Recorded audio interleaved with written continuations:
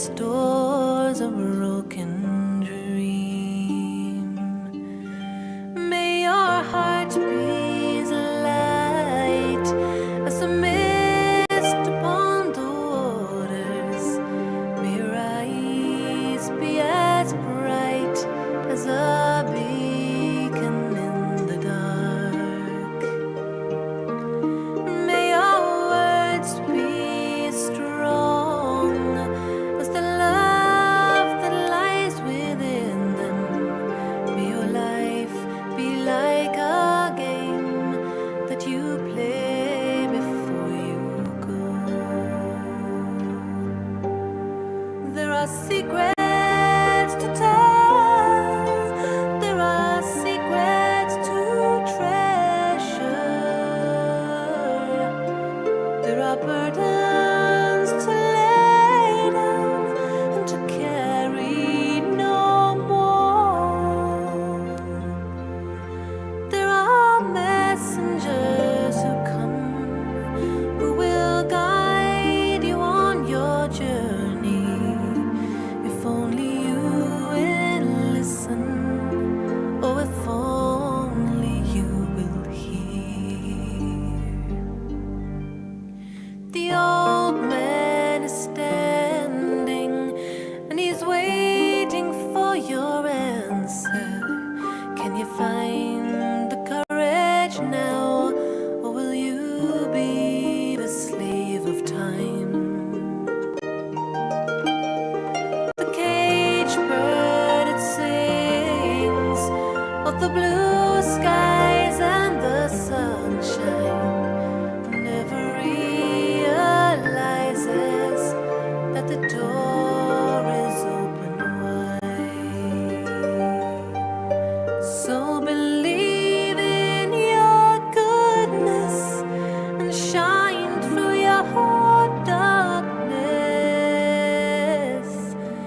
and face all your fears with a smile and a wave.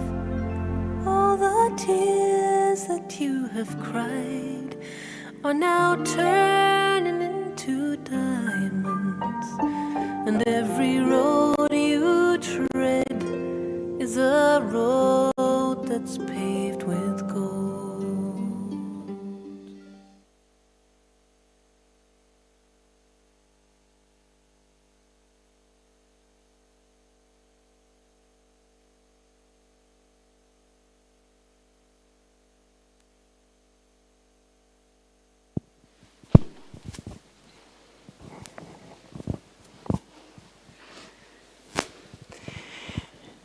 Om Shanti. Dear brothers and sisters, this session is very special, not only because our dear Didi is here. Of course, we have been waiting for her to come up for many days, and finally she is here. But also because today we are gonna travel to Golden Age, because now it is time to invoke the royal sanskars.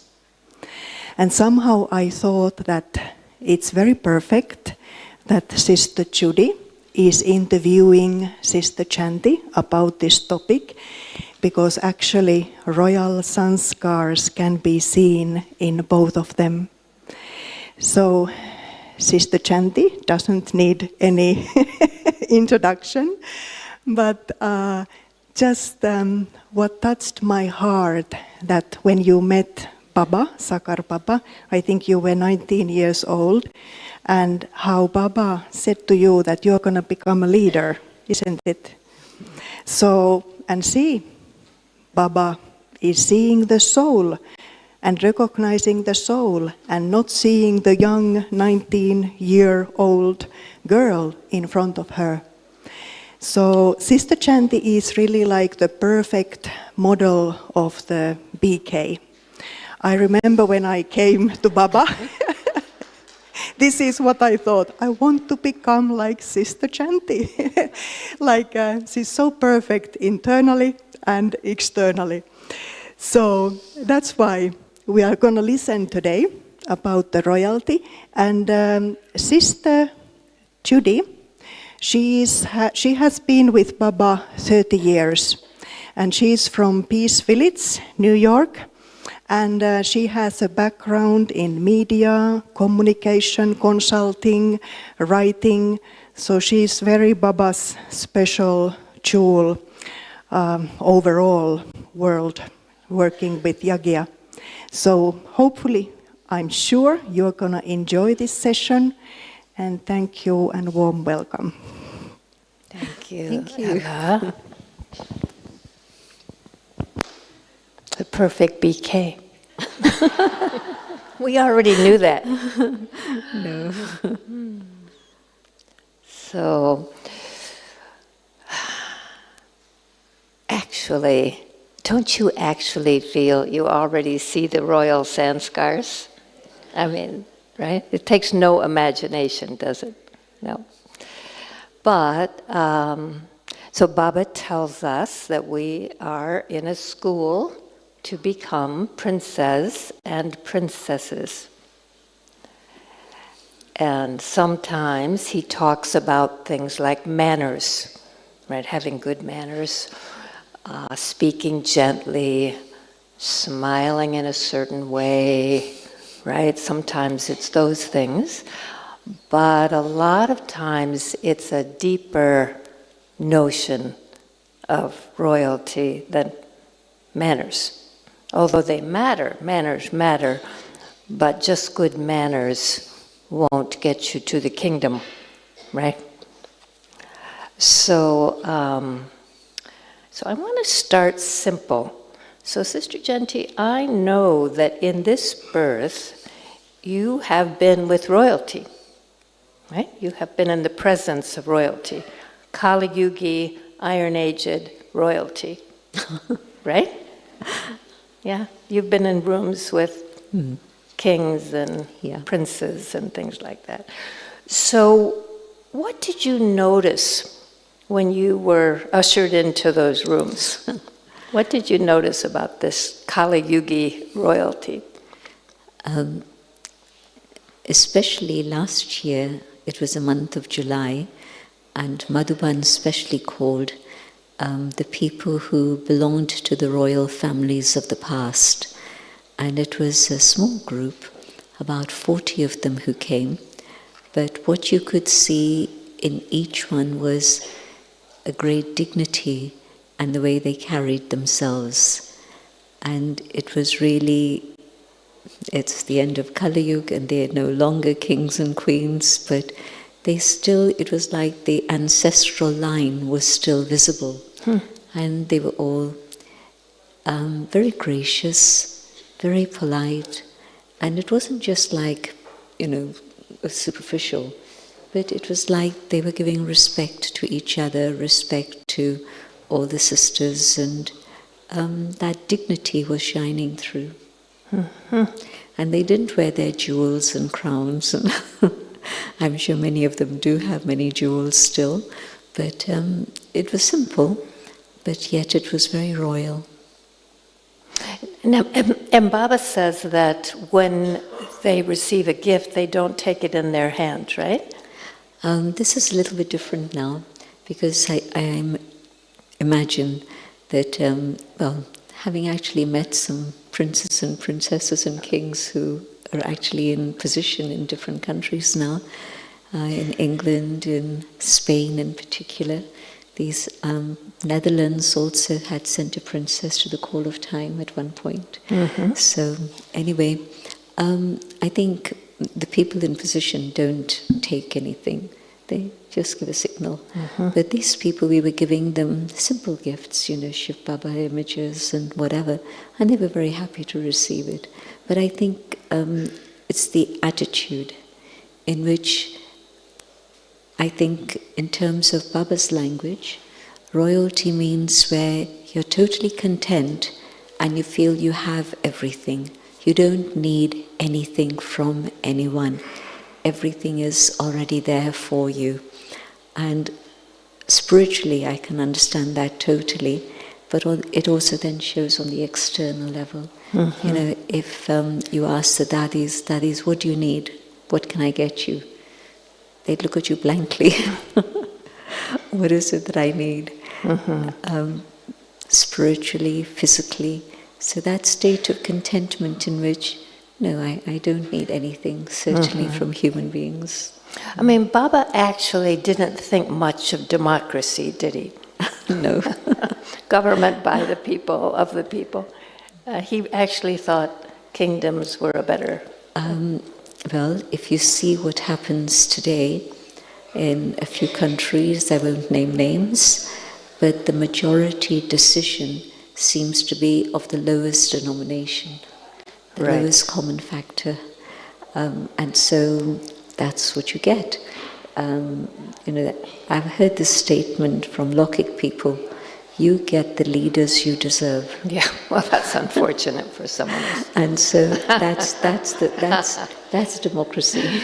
Oh, that's sad. So, but that's the reality of what you see around in the world today. Right. And yes, if you think about kingdoms as a theocracy, it's actually God's kingdom, established by God. And so in a theocracy, it's God's rules and laws that are being obeyed.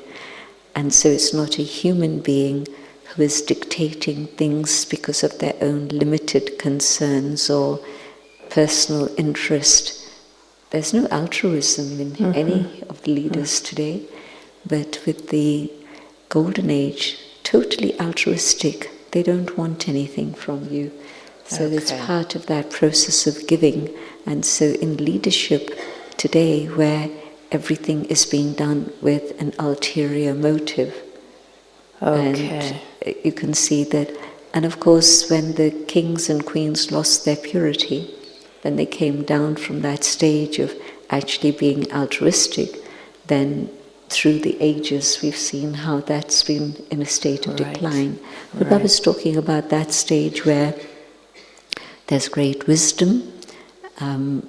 You know, when Baba says they don't need to have advisors, it's not because they're arrogant and saying, I don't want your advice, but rather they've been following Srimad to such an extent that that wisdom of what is right and what there's nothing wrong in Satya, but what exactly is it that I need to do, which is accurate, they're touched by that.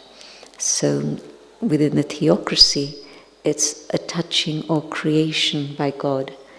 And the democracy, somebody called it demon crazy. So given the state of the government now, we have a lot of incentive to become royalty, right? It's time.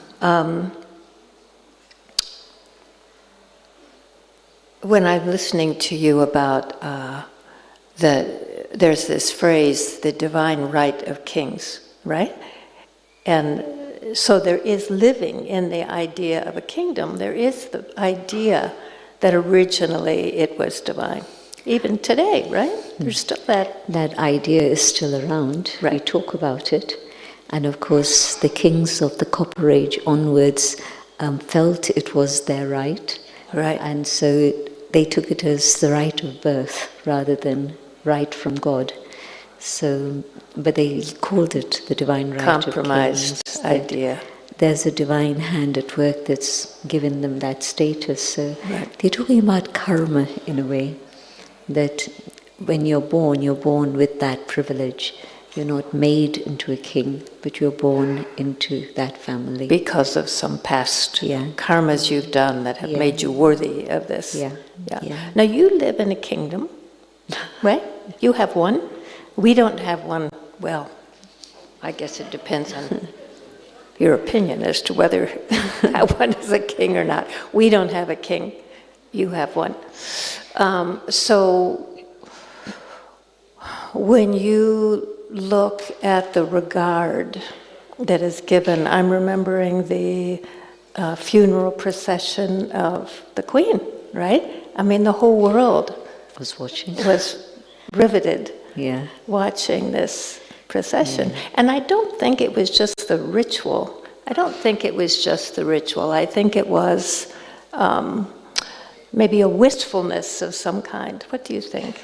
I think there was a very rich regard for the Queen anyway. Yeah. Her character, her values, and her stability, all of these won her a huge amount of admiration from people. And when there's a person like that, then yes, there's a specific protocol they were following, but it wasn't just simply because of protocol. They were really offering that regard from their hearts. Right. And so yes, it was an act of love that happened, which is why people were riveted. If it had just been, people would have switched off. But you could just see the love and respect with which they were doing everything. Yeah, so as you said, even in Kali Yuga, there's dignity, there's graciousness, there is character, there is stability, even now, even at the very, very end. I mean, it's now gone past. Right. I don't see another one with its same qualities. Right. But we saw certainly her. she was the embodiment. Right. Yeah. Who was telling me a story that someone was in front of the Queen and lost their ability to speak because of anxiety. I don't know, in the last 2 days someone told me this story. And that she called over her corgis and they played with the dogs until the person calmed down. Isn't that sweet? I mean, in terms of character, that sensitivity. Mm-hmm. All right, so that's Kali Yuga. How about Confluence Age royalty? Is there such a thing as royalty in the Confluence Age? Worthy. Worthy of what? Royalty in the Confluence Age. Okay. When have you seen evidence of royalty in the Confluence Age? Okay. As I said, in this gathering of kings, the families, the royal families, you could see that graciousness and kindness and love. They also mentioned something very nice, because they had to hand over a lot of their property, and I don't know what the division factor was, how much you keep, how much you give to the government, I have no idea. But a lot of them still have a huge amount of wealth. And somebody within the gathering said, she knew the people there, and she said, I know all of you, and I know that your lives are not just for yourself, but your lives are for service of others. Mm-hmm. And so apparently it seems that they're still involved in very, very good causes. And actually that's also true of the royal family in Britain. They're always involved in deserving causes. Mm-hmm. So yes, it's a very different situation, but they want to do something for people. And it goes back right to Sangam Yuga, where Baba and Mama would always be giving, giving, giving. And the Hindi word dene wala is devta, the one who gives. And the one who takes is not a devta, is not a deity, they're a taker. And so it's as if, that sanskar of wanting to give to society, to their country, that's still very alive and present within them. So that generous nature. Now, and that thought of giving. Right. So I thought you were going to answer that question with the dadis. Baba and Mama. Right. And then, of course, the dadis are next in line. That's when we've seen royalty, right? Yeah. So say something about that. You knew those dadis for a long time. You traveled with them when you were young. You've seen them in all kinds of situations. Some not the best and some the best. What do you notice about them in terms of royalty?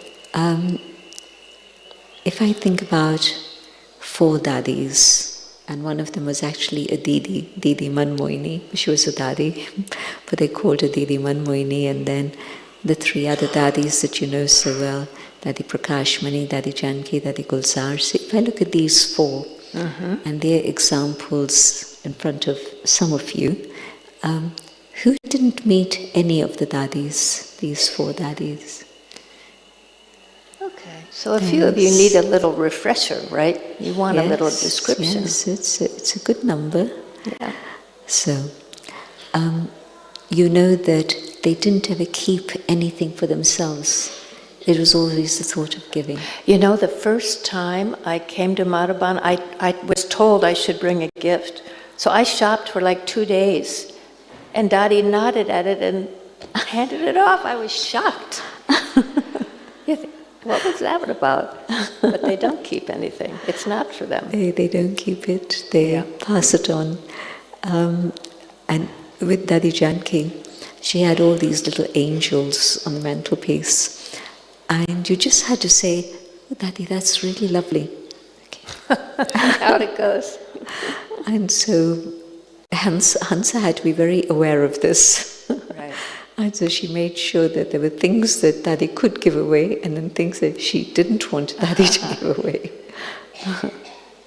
So generosity was very much in their spirit. Many of you have heard this story, but I don't mind sharing it again. Age 8 and 7, 8, and it's children, and I'm one of those little children, and we're playing in a garden, and we're having some sort of class, something of Gyan, and Daddy comes by at 12 o'clock, and she sees that the children are still there. The center was just behind, and so she says, the children must be hungry, and she comes and brings the food from the center, and she feeds us all. It's a little bit, but it's enough. She knows we've got to get back home and whatever. And much later on I discovered that it was her lunch. And the other sister who lived with her lunch too. And they didn't have enough money to be able to prepare another meal for themselves. And so it was really, so generosity is not when there's abundance. Generosity is a state of being where whether you have for yourself or you don't have for yourself, you just see the need of the other and you give. And none of the children would have gone knocking on the door and say, Daddy, we're hungry. We weren't thinking about it, but she thought about it.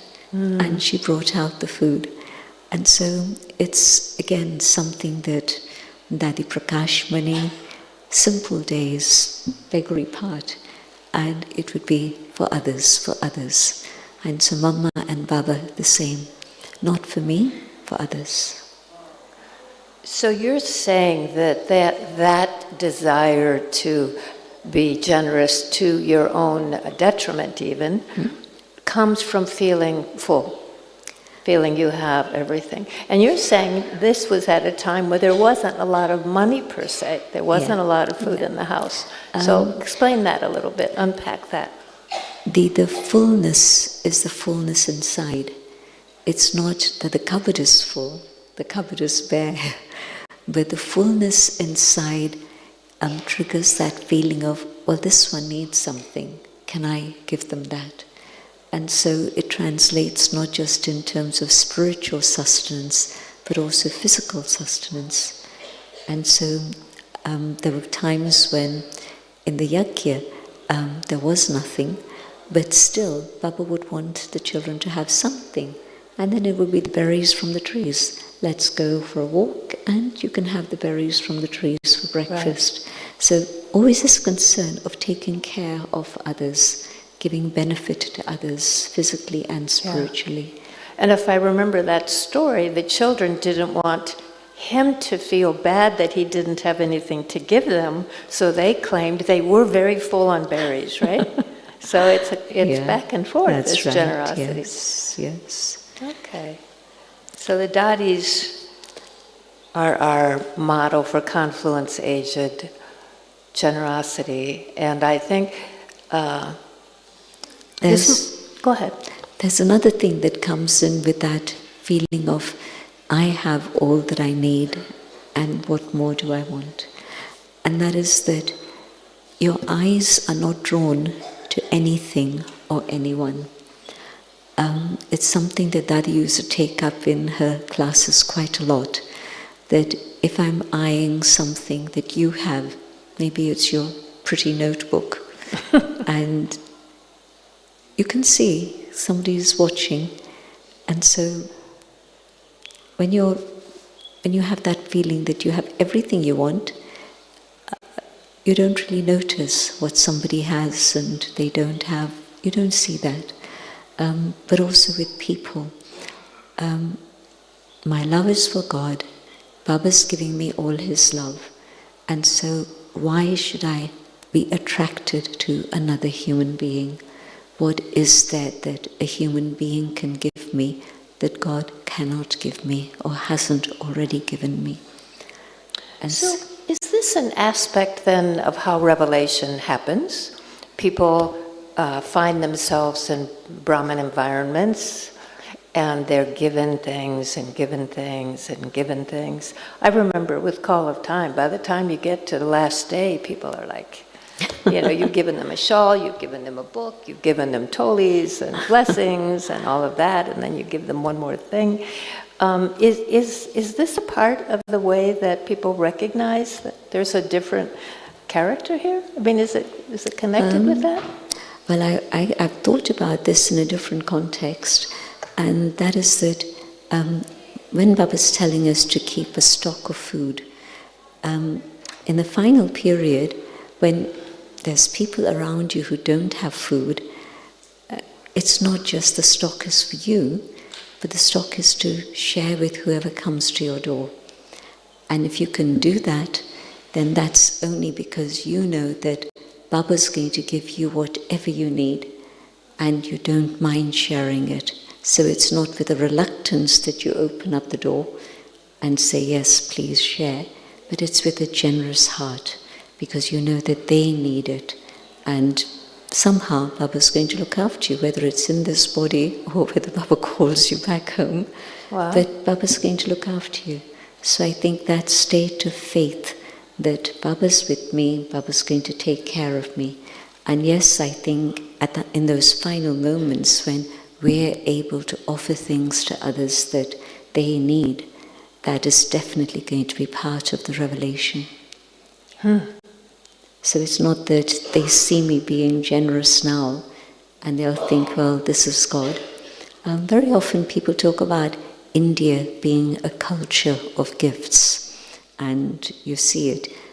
Some of you have traveled to different centers and their hospitality. I mean, there might be exceptions that don't follow this, but they'd be the exception. But otherwise, the hospitality they offer, but also they'll always give you a little gift. Sometimes it's a big gift, but otherwise always, even if it's a little tea towel or something, but they'll want you to take away a gift. So India itself has that culture, but I think it's a follow-on from the culture that Baba started, of being able to give and give and give. Okay, interesting. So, all right, so we're told that we're going to be kings and queens. Do any of you have trouble envisioning that?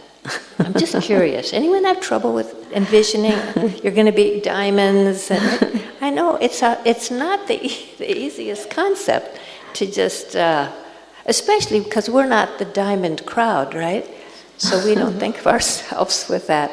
But Baba says we'll have 2 crowns. He says that we will be, we will have these servants living with us, right? And we're going to be these royal people.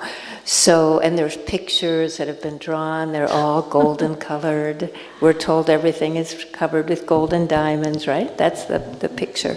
So if you fast forward from the dadis and their generosity and all of that to the golden age,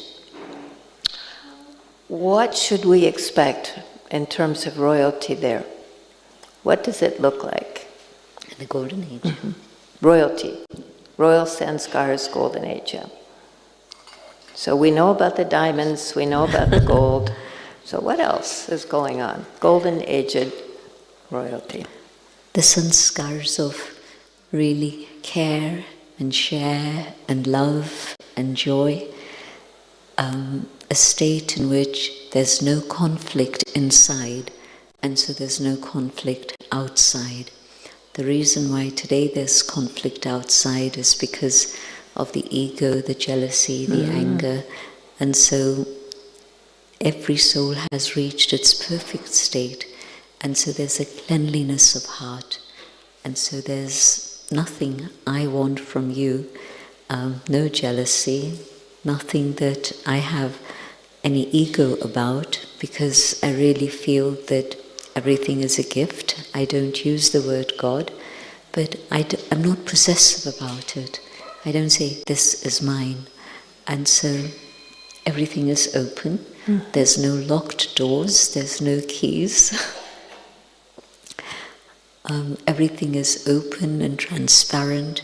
You know, when Baba uses this expression that the deities don't need to say very much because they can understand each other. Now, I don't want you to know what's going on in my mind. No way. And I don't want to know what's going on in your mind. But in Satyug, we don't mind because the mind is clean. And so you pick up my thoughts and I can pick up your thoughts. And so part of royalty is that you don't get into detail of discussion and expansion and having to prove that you're right. That's not royal at all. So whether it's Sangam Yuga, whether it's Satyug, you can see the similarities. And of course, Baba always says that the sanskars you need to emerge now are the deity sanskars, those royal sanskars. And it's those sanskars, as they become visible now. How did we know that the dadis are part of the 8? And that means really the emperors and empresses. You're talking about that level of royalty, not just a little kingdom here, but the masters of the world, literally. And you could see those sanskars in them. There was no conflict inside.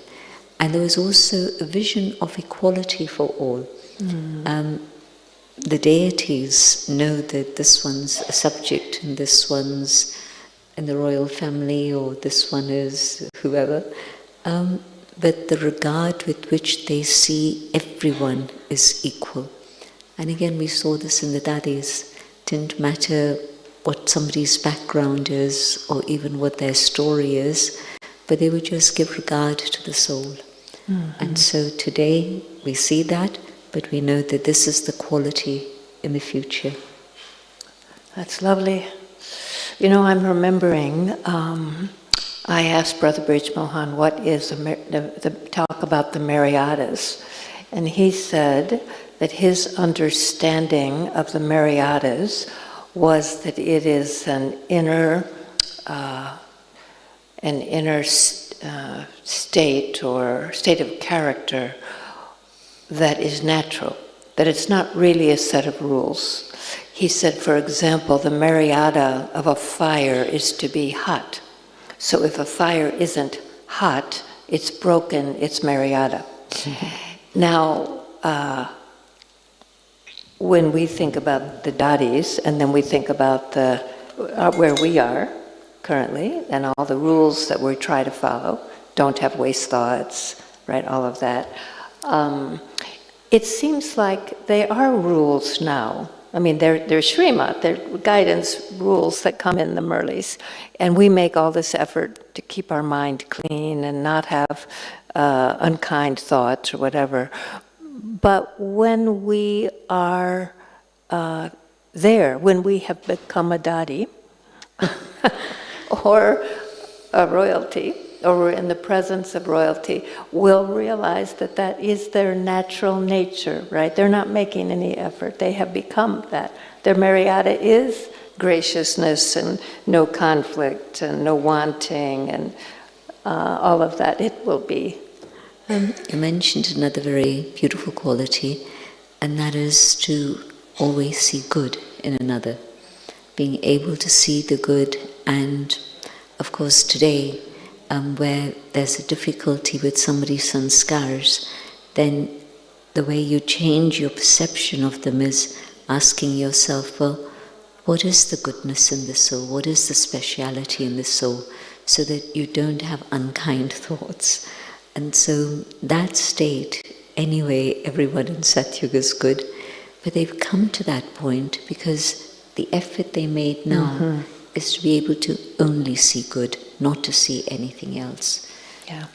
With Adi Janki, I used to be able to talk to her about somebody's sanskars, and then she'd give me a pointer, and because she also could see that, but she'd ask me, well, how do you deal with it? And then she'd give me some way of dealing with it.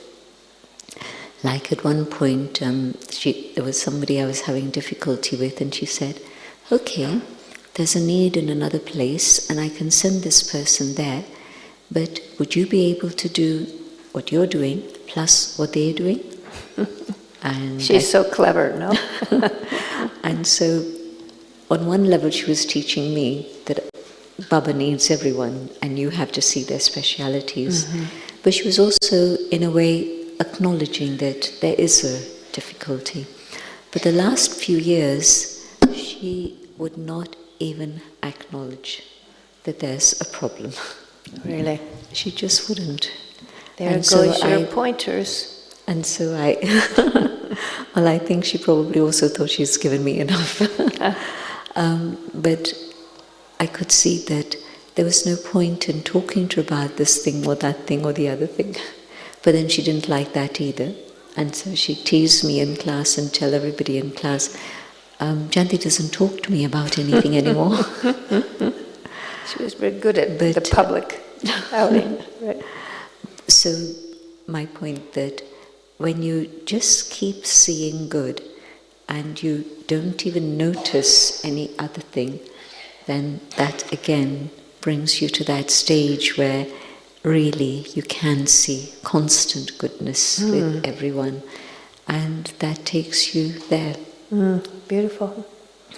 The thing about the difference between Golden Age and Silver Age is very interesting, because the symbol of the Silver Age is the bow and arrow, and so the symbol of the warrior, the fight still going on, and of course the Golden Age it holds the victory, the memorial of the rosary of victory. And so they've achieved that state of victory in which no conflict, nothing bad, nothing negative, and as you said, the natural state of Maryada, it's there, it's not a guideline or a rule that they're following, but it's natural.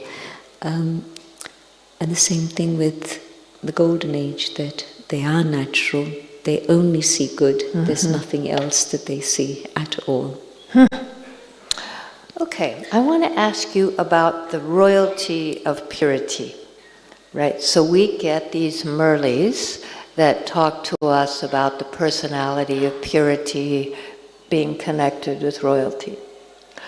Can you make explicit the link between royalty and purity, especially as a progression? So we're all making this effort to become pure, to become Bapsaman, to become Karmatit, Sato Pradhan, right? We're always trying to get ourselves to this place of complete purity. But in terms of the progression towards royalty, what do we do? You know, see if it can be as grounded as possible. The first thing would be to follow the external things of purity. The purity in celibacy, but also the vision of brotherhood, so that it's not just with, that personal relationship, but with everyone. Can I just see each one as the brother, the soul consciousness? Right. Then there's purity of diet. And I want to mention something that's very basic, but I think it's useful at this moment. Not just sattvic food, but the preparation of sattvic food, which means no eating out. And I know that many people feel now that it's such a bother to cook. And so, can you just get frozen food? Can you just get, ready-made food somewhere? But also, when you buy things like biscuits and chocolates and things, you really don't know what's in it. I was shocked when just recently I understood that one particular company, orange juice, has beef extract in it. Now you really have to look at the labeling so clearly. But totally, in days gone by, the daddies wouldn't even have a drink outside. And so you can see that there's a reason behind that. Right. So purity of food. Now, to whatever extent I want to follow that through in my own life. But it's an important one. Who prepares the food? And if I'm eating pre-packed things, how pure are they? Am I willing to go without them so that then I preserve what I know is total purity? Right, I want to ask you a delicate question. Baba talks about the beauty of milk and ghee in the Golden Age, right? Purity of? Beauty of ghee and milk in the Golden Age. You made a decision some years ago to not eat dairy. Is that connected with this, or it was just personal preference? I think there's a difference between the expression that comes, rivers of milk and honey and the rivers of ghee and butter and stuff. So I think that's just an expression for the abundance. That's one thing. But the second thing is that there was a professor in Germany who, I don't think Hans or Hilda are here, they'll be coming later, I think, but it was in their home, and Hans had cooked this sumptuous meal, vegan meal, and the question came up about dairy. And the professor said, if you see why, and he was a professor who had studied the Vedas also, German, and he said, if I think back even to 100 years ago, what was happening in many parts of the world, the cow was almost part of the family, and especially in India. And animals were being treated with compassion and love, and everything was more natural. And so if it was that time, and Brahma Baba had milk, no problem.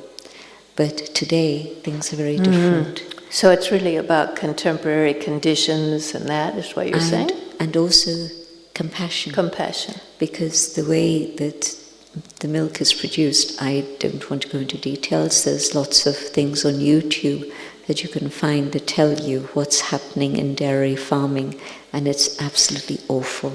Any farming, animal farming, the production of animals for food is absolutely disgusting.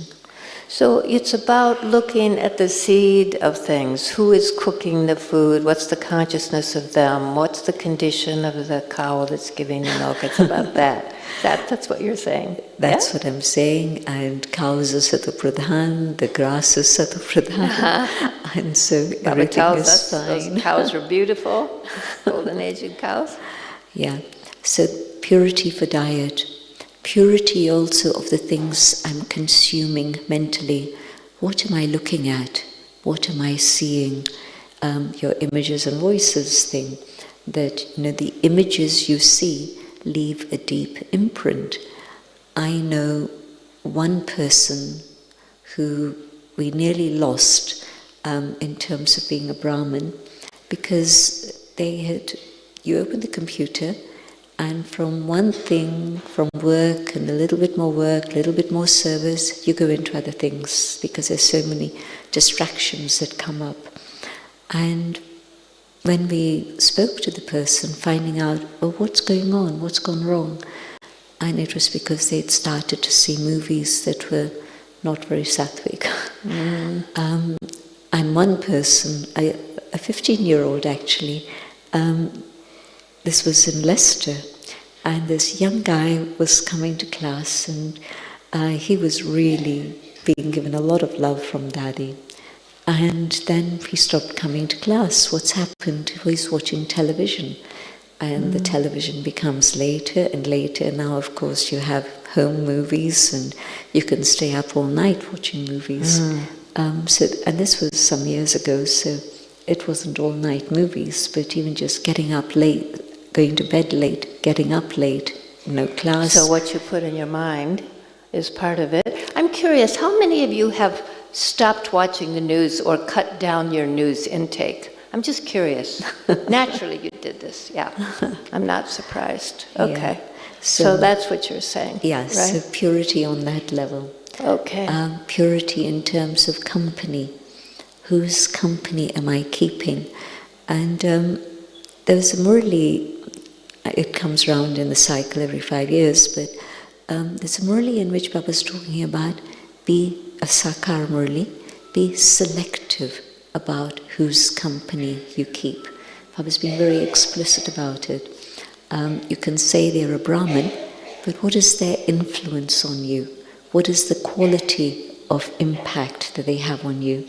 I spent half an hour with a Brahmin, and am I at the end of that closer to Baba, or am I further away from Baba?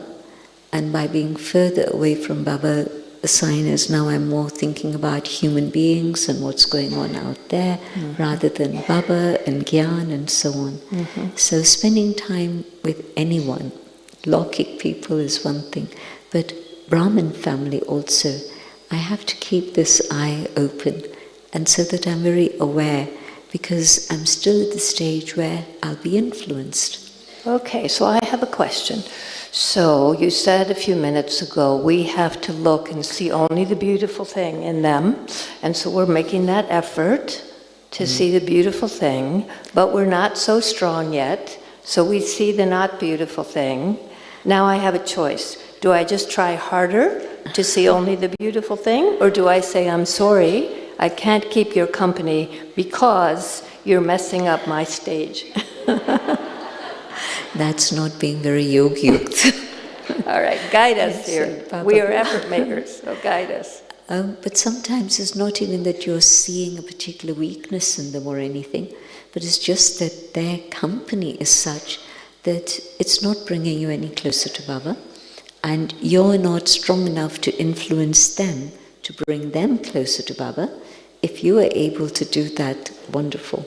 But you're just listening to them, and it's taking you further and further away from your goal.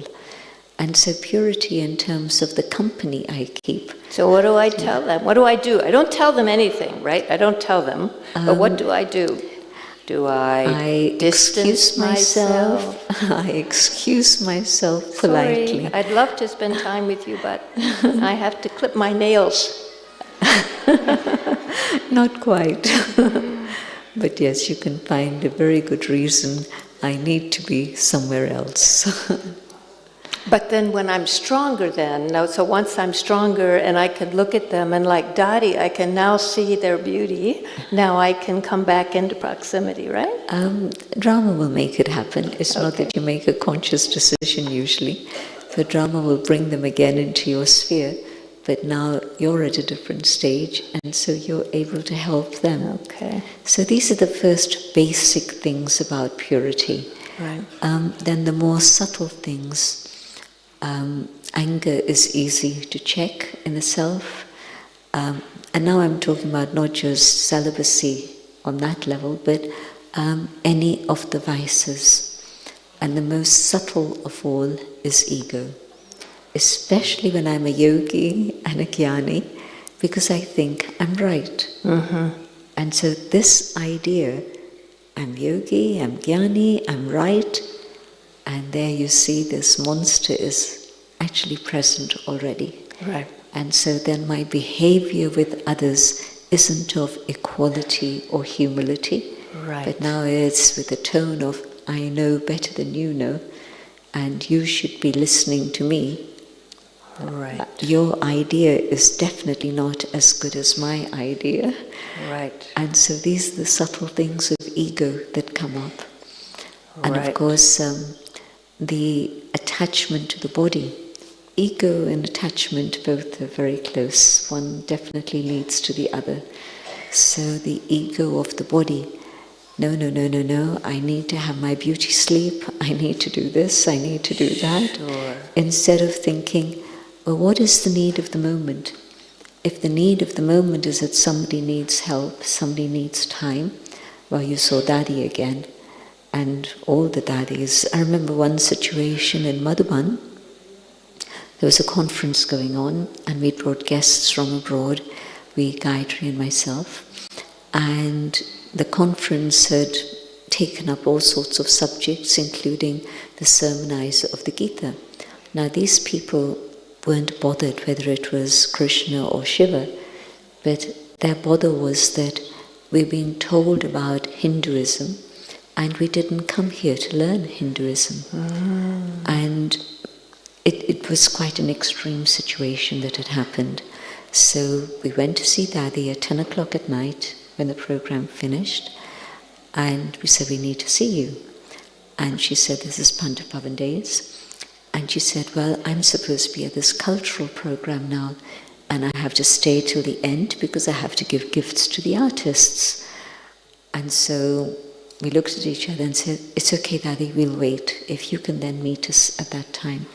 And our imagination was that, how long would all that take? Max an hour, but it went on longer. And in those days, they didn't have just little items. They used to create plays, musical plays.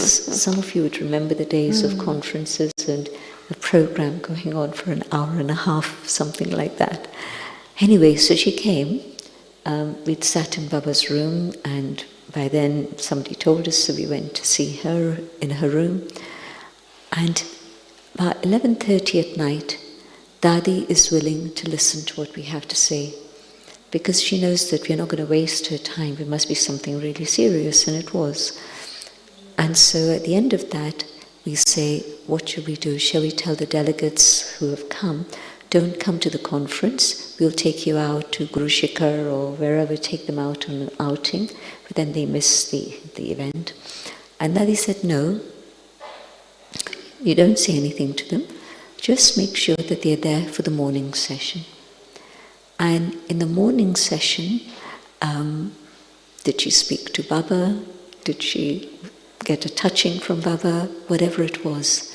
She gave such a beautiful talk on the universality of peace, of love, of the qualities that are universal qualities, and that this is why we're here, to think about this and develop these further in our own lives. And all their fears went away, and they were happy babies. She was magic in those ways. She does. She did. But she was willing to listen to us at 11:30 at night. Wow. Now, if it's me and I'm thinking, tomorrow I have to read the Murli, tomorrow I have to be at the conference, I'm not going to get any rest. And so maybe I'd say, talk to me tomorrow. Maybe, but I've seen you do these things too. I've seen you do this recently. I've seen you do these things. Let me just pause. Does anyone have a question about anything that's been said? Because we can bring a mic out and you can ask Sister Genti this question. Anything? Yeah, let's take a couple questions and then we'll... Right here, in the third row. Let's take the traffic control first. Shiv पिता को अब याद करो, मुक्ति धाम तुम्हें जाना है। अपने सुकर्मों के बल पर ही सतयुग में तुमको आना है। शिव पिता को अब याद करो।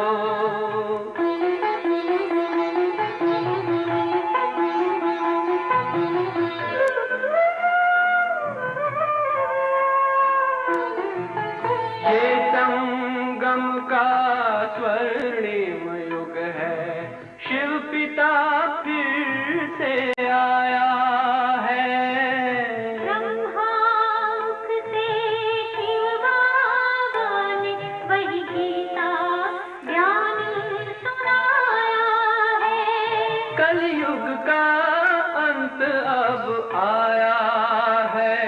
विकराल विनाश खड़ा आगे। अब हम सबका शिव पिता ने बतलाया है।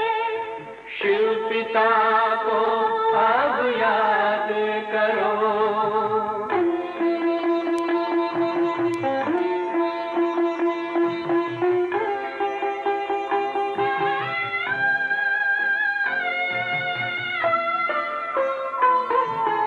पांडव शिव शक्ति सेना की रणभेरी अब फिर बजती है। शिव बाबा के ज्ञान से फिर माया को मार भगाना है। शिव पिता को अब याद करो, सतयुग में तुमको आना है। शिव पिता को अब याद करो, मुक्ति धाम तुम्हें जाना है। अपने सुकर्मों के बल पर ही सतयुग में अब तुम्हें आना है।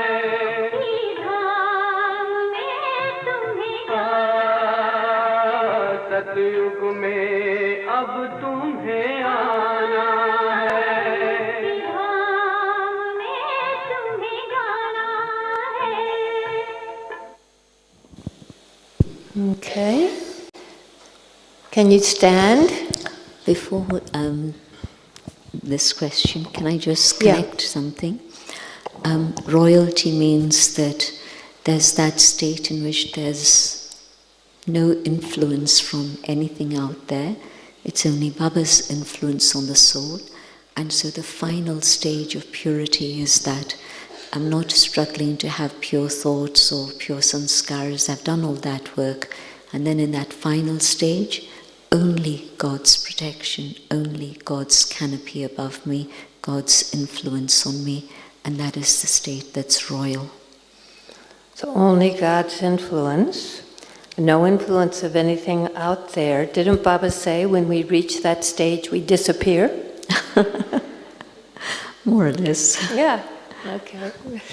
All right, we'll take a couple of questions. Yes, can you stand? Your name, your country? Om Shanti. Om Shanti. I'm from India, but I came with a group of South Korea. So my question was very similar to right now, which was discussed, that in the end stage, when we are into purity, we don't know what vices are. We are that much detached from the vices and everything. But at the same time, we have to do service, especially Vacha Seva. So we need to know what vices are. I think, like, for example, in purity, it's like we don't know what ego is. That level of purity we have to reach. It's what Baba says. But in Vajaseva, we have to mention what ego is. So we need to know what ego. So it's like, how can we keep balance between, we know vices, but we are detached from the experiences of it, or... Okay, do you understand that question?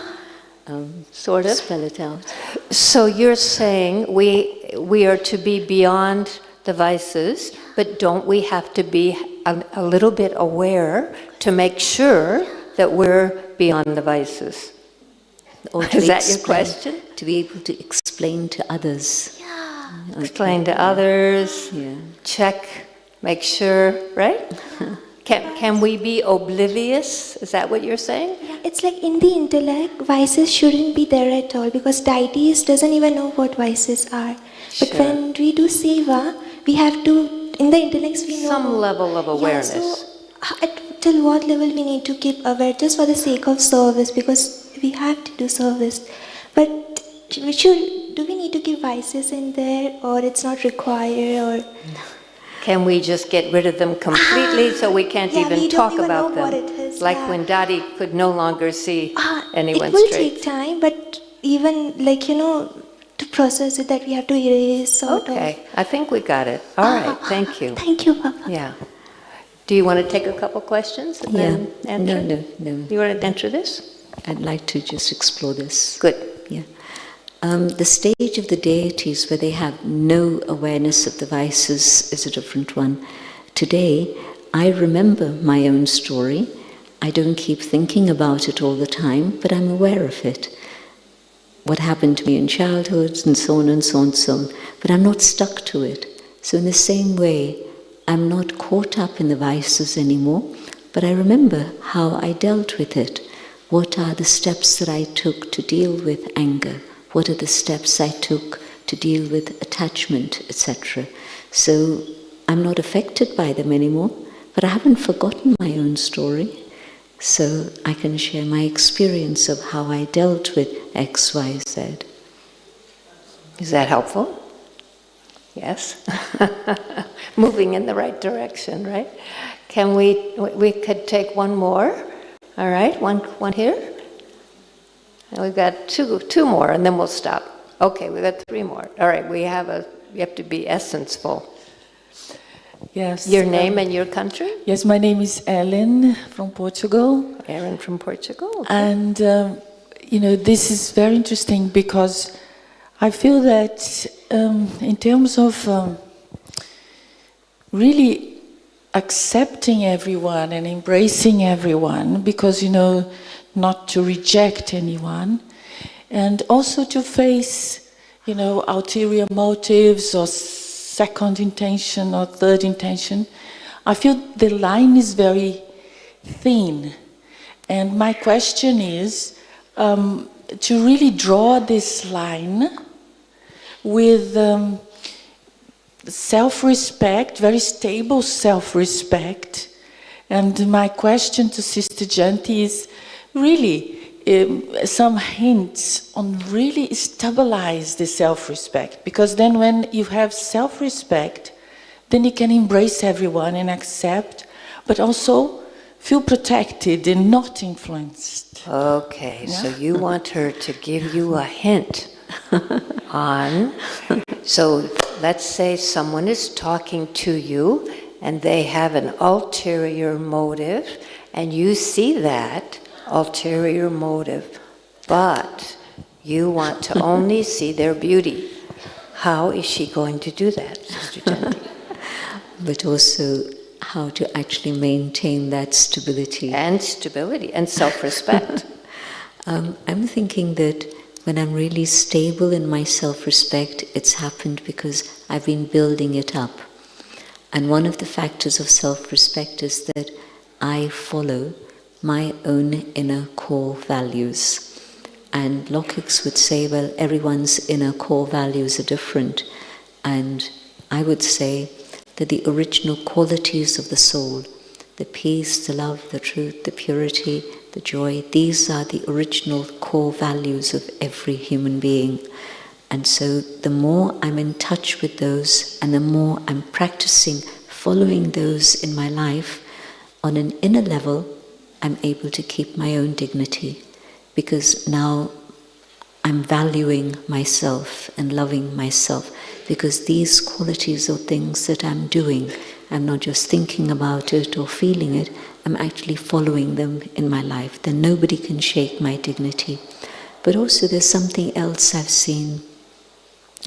That stage where there is somebody who has an ulterior motive or bad intentions or whatever, there's a touching that the dadis used to get, and that touching would be a touching from Baba, and they would continue to be polite and help and give gyan or comfort or whatever it is that was needed, but they would know instinctively through Baba's touching to be safe. Don't get too involved with this individual. Protect yourself from this individual. I saw that with Dadi Janki many times, and I didn't see it with Dadi Kumarka, but she talked about it a few times when she knew she had to keep a good relationship, but she also knew that Baba was going to protect her, and she had to follow that instinct of keeping herself safe. Is that helpful? Yeah. Okay. Om Shanti, Sister Anne from Guatemala. when we started in our 30s, 40s, and others from the same age had some children, but they were really enthusiastic and surrendered to their Brahmin life. But then the children got married, they had grandchildren, and now they dedicate more time to the grandchildren. So the attachment there is really strong. So they, very loose in the Mariadas and Baba So the question is? the attachment that the grandmothers have for the children, and they, put on a side part of their lifestyle. Yes, I've seen it happen. So what do we do about it? Is that the question? You can have a chat with them, and you just have to see if they're ready to listen. And if they're not, you just know that they've got enough gyan, and now it's up to them to do whatever. You can't change them. You can only give an idea that maybe they could spend more time at the center rather than sitting at home babysitting their grandchildren and things like this. Yeah, I see it happen a lot.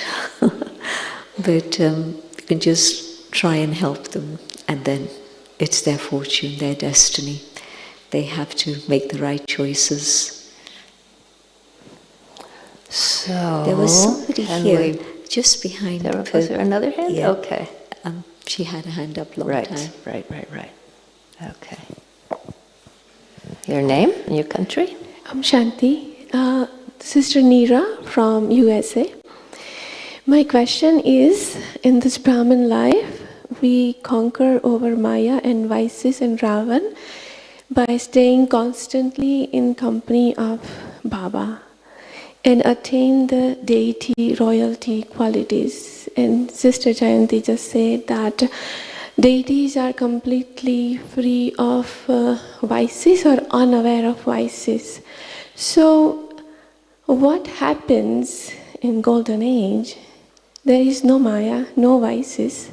Then how come the soul loses that purity? What is that? Okay. It's a gradual loss of power. A very simple example. Here's a battery that's being used, and you're not doing anything wrong with it. It's playing its role, it's performing its job, but the power gradually is lost. And then there comes a certain point where it's no longer useful anymore. And so the same thing is happening with the soul. This is why the concern is to take power from the Almighty, so that I'm not just taking peace, but the power of peace, the power of love, the power of purity. And the extent to which I take that power determines when I come into the cycle. And the souls, like Baba's been talking about, the 84 birth souls, well, they've taken that much power that lasts them through the whole cycle.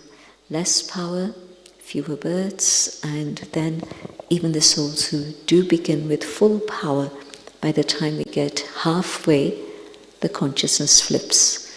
I'm no longer in that state of awareness. I've forgotten about soul. Now I'm just here. And the Pandora's box opens. Is that helpful? Did that help? Yeah?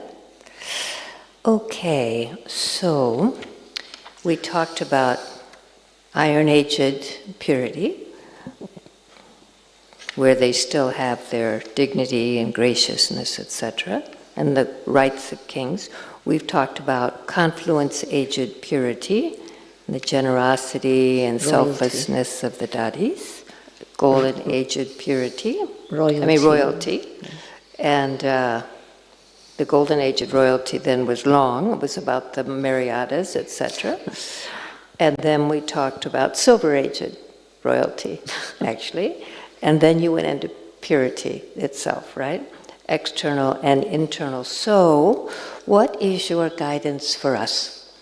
If we are in this school for princes and princesses, if you were just going to give us 2 pieces of guidance, what would that be? The practice of soul consciousness is the only way to survive in the coming months and years, because things are going to get more dramatic, more crazy, and to maintain my dignity, my royalty, my purity, this practice is absolutely vital. I know Baba talks about it every single day, but that's because we still forget. And Baba talks about it more than once in Murlis, every Murli, and that's because it's so slippery. It just slips away because it's been 63 births in which we forgot about soul. And so Baba's reminder, but my practice, I must have that practice of just soul consciousness and seeing everyone as that shining star. And the second thing, really just stay connected. Before I eat, while I'm eating, before I begin a job, when I finish a job, maybe during the task, I have to keep my intellect occupied and concentrated and focused. But before and after, can I make it a habit again and again to connect with Baba, to connect with Baba? It's these two things that...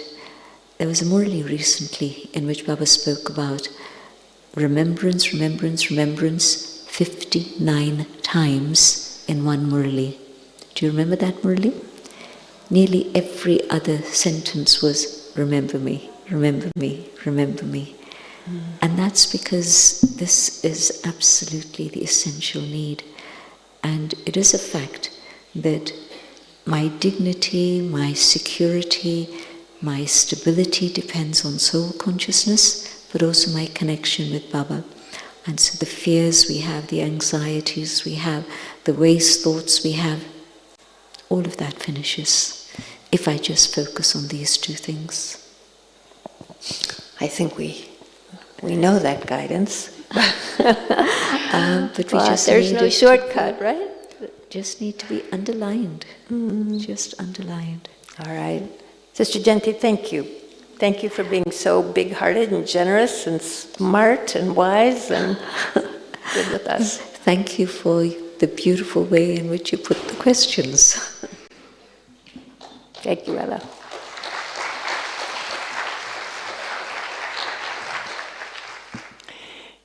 Thank you. It was very, very inspiring. And I have to check my purity levels because purity is really the key to royalty. So thank you. And thank you also, very, very good questions. So we got out these jewels from her mind. So thank you. I'm sorry, very mundane question. Is Suparna Pen here? Okay, can you just see me backstage? No, actually come to the cottage for a minute. Thank you. Sorry. No problem. And after this session in the afternoon, we have a 4:30 p.m. starting optional workshop for 30 plus in Gyan with Sister Sharona. So topic will be conscious communication, and it is in the training center, room number 9. And then for others, we have a visit to Pandav Bhavan and Baba's Rock. So buses are leaving 3:30 p.m. and 5 o'clock there will be the Baba's Rock, and the meeting point is at the main gates. And then after that, coming back by buses for the dinner here. Om Shanti.